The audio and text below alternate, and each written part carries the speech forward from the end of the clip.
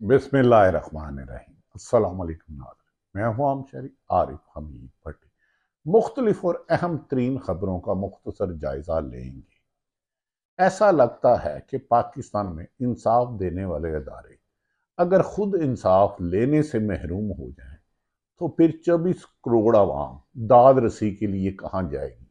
दुनिया में कोई भी शख्स, कोई आम प्राइवेट आदमी या सरकारी, किसी के साथ नाइंसाफी करता है, अख्तियारात से तजावज़ करता है, उसके साथ जुल्म ज्यादती करता है, तो आखिरी फोरम अदालत होती है। लेकिन इस्लामाबाद हाई कोर्ट के 6 जज जबान के खत को जो उन्होंने चीफ जस्टिस ऑफ पाकिस्तान और मोहतरम जुडिशल कमीशन को भेजा, हुकूमत ने उसको मिट्टी पाओ पॉलिसी के तहत कमीशन बनाने का ऐलान कर दिया, एक रिटायर्ड जज साहब की सरबराही में, जिसे गैर जानिबदार हलकों ने इसको अच्छी नजर से नहीं देख रहे। वो कह रहे हैं ये तो इंसाफ के तकाजों के ही खिलाफ है, जिनके खिलाफ शिकायत है। प्राइम मिनिस्टर को ये लेटर नहीं भेजना चाहिए था बादिउल नजर में, मुबैना तौर पर वो तो इसके बेनिफिशियरी है, क्योंकि पिछले 1.5-2 सालों से जो सजाएं हुई हैं एक सियासी जमात के खिलाफ हुई हैं और कुछ सियासी जमातों को मफादात मिले हैं। क्या वो इल्जामत ठीक है या गलत है, ये तो इंक्वायरी करने वाला कमीशन ही बता सकता है। लेकिन इसके बावजूद प्राइम मिनिस्टर ऑफ पाकिस्तान ने इतनी संजीदा शिकायत को, और फुल कोर्ट ने भी सिर्फ माजी में की तरह इस अहम इशू को नजरअंदाज करने की कोशिश की, जिस पर गैर जानिबदार हल्का और पीटीआई ने भी इसको मुस्तरद कर चुकी है। क्या इन जज साहबान को इंसाफ मिलेगा? क्या वो जो उन्होंने माजी में उमर अताब बंदयाल साहब से कहा और मौजूदा चीफ जस्टिस को कहा और तहरीरी भेजा, अपने चीफ जस्टिस को भी कई मरतबा कहा, अगर उनको इंसाफ नहीं मिलता तो सियासी जमातें, मुस्लिम लीग नून हो, पीपल्स पार्टी हो, मौलाना फजलुर रहमान हो, तरीके इंसाफ हो या कोई भी शहरी हो, फिर वो इंसाफ के लिए किसकी दलील पर जाए? एक ऐसा ये सवाल बन गया है जिसे हर पाकिस्तानी पूछ रहा है कि अगर हाई कोर्ट के जज साहबान महफूज नहीं, खुद फाइज ईसा साहब के खिलाफ जब रेफरेंस आया था तो वो मुबैना तौर पर कहते थे मेरा पीछा किया जाता है, मुझे तंग किया जा रहा है। आज वो खुद चीफ जस्टिस होकर अपने भाई हाई कोर्ट के जज साहबान को इंसाफ नहीं दे सकते। फादर फिगर होता है चीफ जस्टिस ऑफ पाकिस्तान। तो क्या बाकी अदालतों में, निजी अदालतों में दबाव पड़ा है, नहीं पड़ा, ये एक सवाल है। दूसरा, क्या पुलिस और दीगर अदारे लोगों के साथ जो नाइंसाफियां कर रहे हैं उसके अदाले के लिए बज़ाहिर बादिउल नज़र में कोई भी फोरम नहीं रहा, क्योंकि हुकूमत अब उन्हें अपनी मर्जी से इस्तेमाल कर रही है। नाज़रीन, पाकिस्तान में इस वक्त आईनी बहरान आ चुका है, अदम इस्तेकाम है। एक तरफ दहशत गर्दी सर उठा रही है, जिसे कुचलने के लिए हमारे अहम अदारे दिन रात मेहनत कर रहे हैं, जिसमें हमारे जवान और अफसरान शहीद हो रहे हैं। दूसरी तरफ हुकूमत हो या अपोजिशन आपस में लड़ाइयों की है। हुकूमत खुद कठपुतली से चल रही है। ऐसा लग रहा है कि मौजूदा वजीर आजम से ज्यादा बाख्तियार वजीर आजम निगरान वजीर आजम थे, जो बिल्कुल ही बेख्तियार थे, क्योंकि मौजूदा वजीर आजम साहब के बारे में कहा जा रहा है ना वजीर खजाना उनके हैं, ना वजीर दाखिला, और कई अहदों पर कह रहे हैं वो अपनी मर्जी नहीं कर पा रहे। और इसका इजहार मैं नहीं, पीटीआई मुस्लिम लीग नून की क्यादत सरेआम कर रही है कि हमें जबरदस्ती हुकूमत पकड़ाई गई। नहीं, जबरदस्ती नहीं, मैंडेट चोरी करके, मुबैना मैंडेट चोरी करके फार्म 45 को जो जीते थे 47 में हारे हुए को जता कर ये दिया गया। इस पर बेशुमार आरोप निजी महफिलों में ऐसे ऐसे इंकशाफत कर रहे हैं कि रोंगटे खड़े हो जाते हैं। तरीके इंसाफ इस्लामाबाद ने इस पर इस्लामाबाद हाई कोर्ट के जज के खत पर चीफ जस्टिस फाइज ईसा और चीफ जस्टिस इस्लामाबाद मोहतरम जस्टिस अमर फरूक के इस्तीफे का मुतालबा कर दिया है। यकीनन इस्तीफे का मुतालबा तो शायद जल्दबाजी में लगता है, लेकिन जो उन्होंने शिकायत की है या शौकत अजीज ने की थी, उनको भी बरात तो वापस कर दी गई, लेकिन जो उन्होंने इल्जाम लगाए थे उसकी तहकीकात अभी भी बाकी है। क्या मौजूदा हुकूमत, जो शौकत अजीज के हक में बहुत बात करती थी, जो कहा जाता उनके करीब भी थे, कम से कम उसकी भी तहकीकात कराए, इंसाफ के तकाजे कहीं तो पूरे हों। बहरहाल नाज़रीन, मौजूदा पीटीआई ने, क्योंकि आपस में आजकल तसादम है, क्योंकि इमरान खान जेल में बंद है, उन तक हकायक नहीं जा रहे, लेकिन पीटीआई की लीडर अवाम और पीटीआई का साथ दिन ब दिन मजबूत होता जा रहा है। और कुछ लोग कह रहे हैं अगले इलेक्शन में पीटीआई एंटी मुखालफ उम्मीदवार ही अवाम में जाने के काबिल नहीं रहेंगे। अब तो पुलिस और इंतजामिया ने 8 फरवरी को पीटीआई के लोगों को नहीं जाने दिया हलकों में।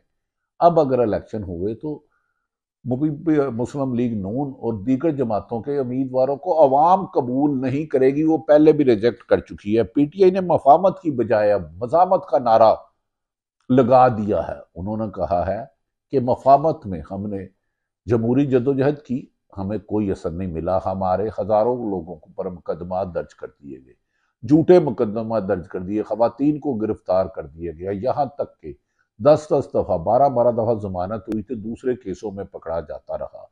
ये नाइंसाफी की जिंदा मिसालें लातदाद हैं।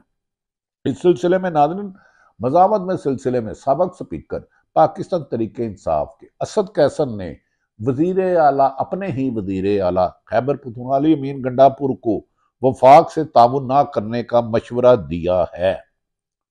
मेरे ख्याल में तरीके इंसाफ एक इंडिपेंडेंट जमात है, उनका हक है, लेकिन वजीर आला केपी के जो हैं, बेशक वो पाकिस्तान तरीके इंसाफ से अब अली अमीन गंडापुर वो पूरे सूबे के वजीर आला है, एक जमात के नहीं। उन्हें वजीर आला के तौर पर वफाकी हुकूमत से भी ताउन करना चाहिए और वफाकी अदारों से भी।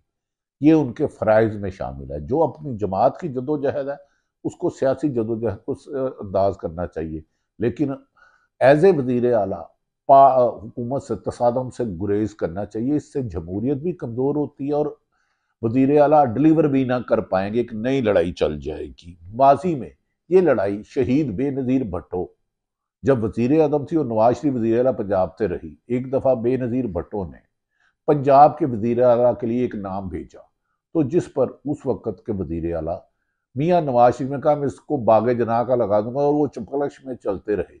FI सूबाई हुकूमत के लोगों को पकड़ती थी और सूबाई हुकूमत वफाकी हुकूमत को। मुझे यकीन है कि इमरान खान इस पॉलिसी को सीधा रखेंगे और सियासी जदोजहद करेंगे, लेकिन KPK की हुकूमत आईनी तरीके से चलाई जाएगी। इसी में जमहूरियत मौजूद है और वफाकी हुकूमत भी बुग़्ज़ रखने की बजाय उन्हें उनकी मर्जी के अफसर देंगे, क्योंकि शहबाज शरीफ का एक ही काम है, ये ब्यूरोक्रेसी को हाथ में रखते हैं और इनको इस्तेमाल करते हैं गलत अंदाज से, जिसका नतीजा आपने 8 फरवरी को देखा कि ब्यूरोक्रेसी ने जिस तरह जीते हुओं को हराया, हराए हुओं को जिताया, फॉर्म 45 पे झूठ बोला, फ्रॉड किया। इससे आप भी जाएं और जाके एक सर्वे करें। खैर, मज़ामत का पहला कदम पीटीआई ने 6 अप्रैल को इस्लामाबाद में जलसा किया है। उसमें इमरान खान का अहम पैगाम दिया जाएगा, जो उन पर मजालिम किए गए और जिस तरह पहली दफा इंकशाफात किया जाएगा 5 फरवरी को फ्रॉड किए गए, उसके बारे में इंकशाफात किया जाएगा। और फिर इसका दायरा कार कहा जा रहा है कि पीटीआई पूरे मुल्क में बढ़ाएगी, यानी कि एहतजाज का सिलसिला पूरे मुल्क में बढ़ाएगी। तरीके इंसाफ ने जजेस के खत पर कौमी असम्बली में तरीके अल्तवा जमा करा दी है। यकीनन ये एक जायज फोरम है और मामला अब कौमी असम्बली में जेर बहस आएगा। देखेंगे कि जमहूरियत के दाई जो सबसे बड़ी, जहां अल्लाह के 99 नाम लिखे हैं, कौमी असम्बली जहां कानून साजी होनी है, वहां पर इंसाफ के तकाजे जालिमों का हाथ रोकने के लिए काम किया जाता है या कठपुतली हुकूमत अपना मुजाहरा करती है। माजी में ये खुद अदारों पर धांधली का 2018 पे इल्ज़ाम लगाती रही है और वही इल्ज़ाम अब 8 फरवरी 2024 के इलेक्शन पे लग रहा है। देखना है कि अब मौजूदा हुक्मरानों को वो असूल याद आते हैं जो अपोजिशन में थे। याद रखें कि 16 महीने इनकी हुकूमत रही, PDM की यानी कि नून लीग की, 8 महीने निगरान रही, वो भी इनका तसलसल है, और अब भी इनकी हुकूमत है। अगर ये क्या समझते हैं कि 18 में धांधली हुई है, जब PTI तो यकीनन 2024 की तो धांधली दुनिया में एक अनोखी धांधली है, इसकी मिसाल मादी में नजर नहीं मिलती, तो 18 का ही कमीशन बना लें। अगर कहीं कोई भी धांधली कर रहा है, कोई DC है, कोई DIG है, कोई SSP है, कोई भी ब्यूरोक्रेट है, उसकी सजा तो मिले ताकि आइंदा धांधली का दरवाज़ा बंद हो। लेकिन ये अब डिपेंड करता है हुकूमत क्या करती है, कठपुतली बनती है या जमहूरियत को मजबूत करने के लिए कहीं किसी ने आइन और कानून तोड़ा है, अख्तियार से तजावत किया है, उनके खिलाफ करते हैं। आने वाले दिन अहम तरीन होंगे, जबकि साइफर केस में इमरान खान की जमानत यकीनी होती जा रही है। वफाकी हुकूमत दूसरी तरफ नाज़रीन हैरत है कि जो जबरदस्ती बनाई गई, खुद नून लीग के मुताबिक मैंडेट चोरी से बनाई गई वफाकी हुकूमत किसी ना किसी तरह बन तो गई है, लेकिन इसके सांचे की हंडिया ये बीच चुराहे बहुत जल्द फूटेगी, क्योंकि हुकूमत में बहुत ज्यादा इख्तलाफात हैं, अहम ओहदों पर तैनातियां, और इन्हें इक़्तिदार में लाने वाले भी चाहते हैं कि ये सिर्फ प्रोटोकॉल एंजॉय करें, लेकिन फैसले करने की इन्हें इजाजत नहीं दी जा रही, जिस पर मुस्लिम लीग नून के कई लीडरों ने टीवी पर आकर कहा हम तो अपनी कबीना नहीं बना सकते, हमारे तो पल्ले नहीं तेला, सानू जिहड़े लियाए ने वो तो रिमोट नाल चला रहे हैं। शहबाज शरीफ ने आज मुश्तरका मुफादात कौंसल की तश्कील करते हुए वजीर मोहम्मद औरंगजेब को आउट कर दिया है। वजीर मोहम्मद औरंगजेब यकीनन मुस्लिम लीग नून से नहीं, ये मुल्क की इकॉनमी का बेहतरी का टास्क दिया गया था, कर्जे कम करेंगे, गर्दिशी कर्जे कम करेंगे और मुल्क की इकॉनमी को बेहतर करेंगे। अब वो जाना जाने शहबाज शरीफ एक मुल्क की इकॉनमी बेहतर होने ही की तरफ चल पड़ी है, तो उसमें रुकावट क्यों डाल रहे हैं? शायद ये किसी और का गुस्सा वजारत खजाना पे, क्योंकि नवाज शरीफ इसहाक डार को वजीर खजाना बनाना चाहते थे, वो पैदाइशी वजीर खजाना है और उन्हीं की वजह से हम आज के इकॉनमी के इतने कर्जों की दलदल में फंसे हैं। अब वजीर खजाना से मुफादात कौंसल की तश्कील करते वजीर खजाना को आउट कर दिया गया। देखते हैं कि वजीर खजाना को जिन्होंने बनवाया था वो क्या किरदार अदा करते हैं। रवायती तौर पर वजीर खजाना मेंबर हुआ करता है, माजी में रवायत यही है, लेकिन इस बार चूंकि नवाज शरीफ के समधी इसहाक डार वजीर खजाना नहीं बन सके, उन्हें नहीं बनने दिया गया क्योंकि उनकी कारकर्दगी पर अदम एतमाद किया गया। 16 माह में जो पीडीएम की हुकूमत के मुल्क को नुकसान पहुंचा, इकॉनमी को नुकसान पहुंचा, उसकी नाकस कारकर्दगी की वजह से औरंगजेब को लाया गया कि एक डूबती हुई माशी कश्ती को वो भंवर से निकाल के तरक्की पे रास्ते में डाले, लेकिन नाकामी पर अब वजीर खजाना नहीं बना। इसीलिए वजीर खजाना की बजाय उनको वजीर खारजा का मुश्तरका मुफादात कौंसल का रुकन मुकर्रर कर दिया गया है।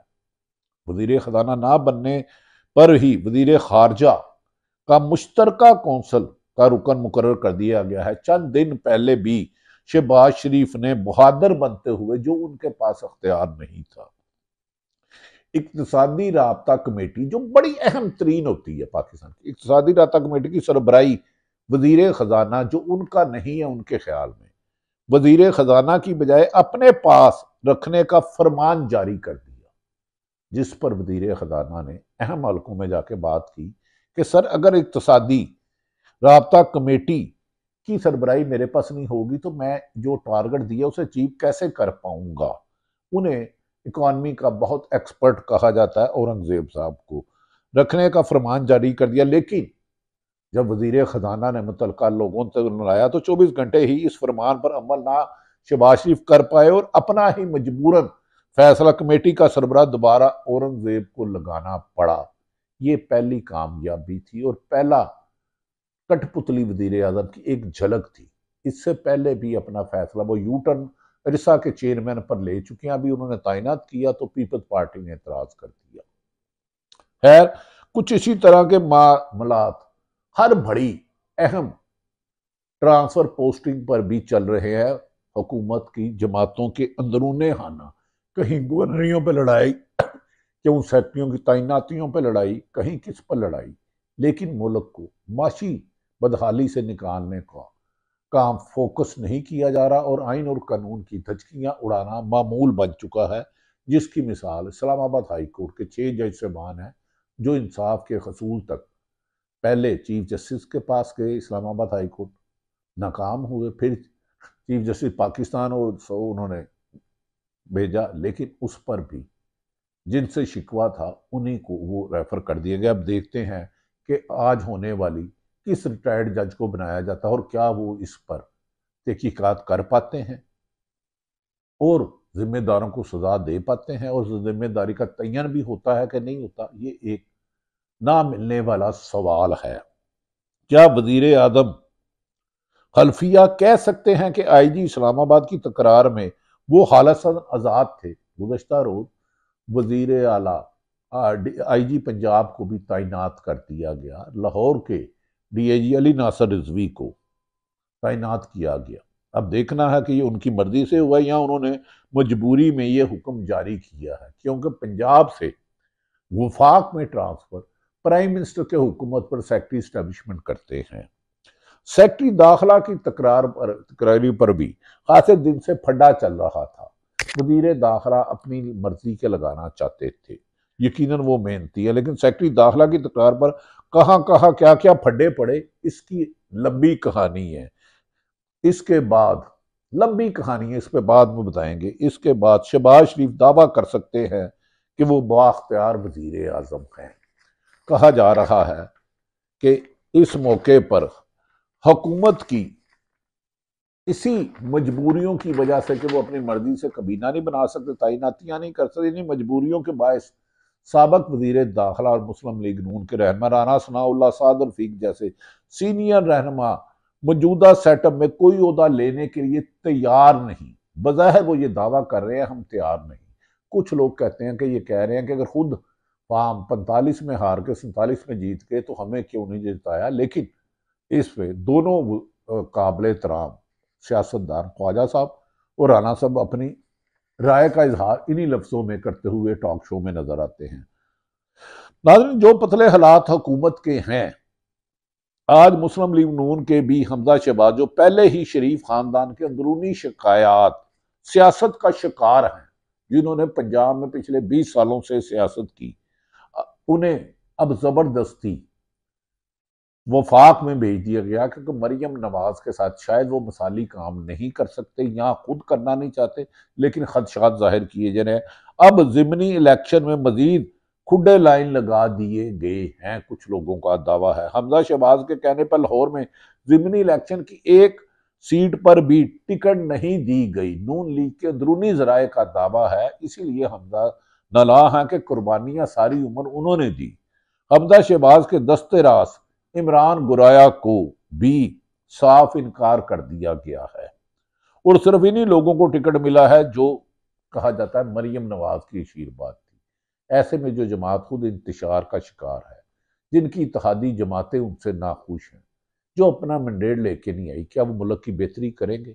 दूसरी तरफ पीटीआई बानी इमरान खान पहले से ज्यादा ताकतवर होते जा रहे हैं, और अदालतों में जो 6 जजों के फैसलों के बाद उन पर होने वाली सजाओं को मुतनाज़ा सजाएं कहा जाता है। इस पर इंसाफ क्या होगा ये तो हुकूमत बेहतर जानती है, लेकिन चीफ जस्टिस पाकिस्तान पर भारी जिम्मेदारी है कि जो चीज 6 जज साहबान ने शिकायत की है उसकी इंडिपेंडेंट इंक्वायरी करके अवाम के सामने हकायक आने चाहिए, ताकि जमहूरियत और कानून दोनों मजबूत हों। इसी में पाकिस्तान की बेहतरी। अल्लाह पाकिस्तान का हामी और नासिर हो। पाकिस्तान जिंदाबाद।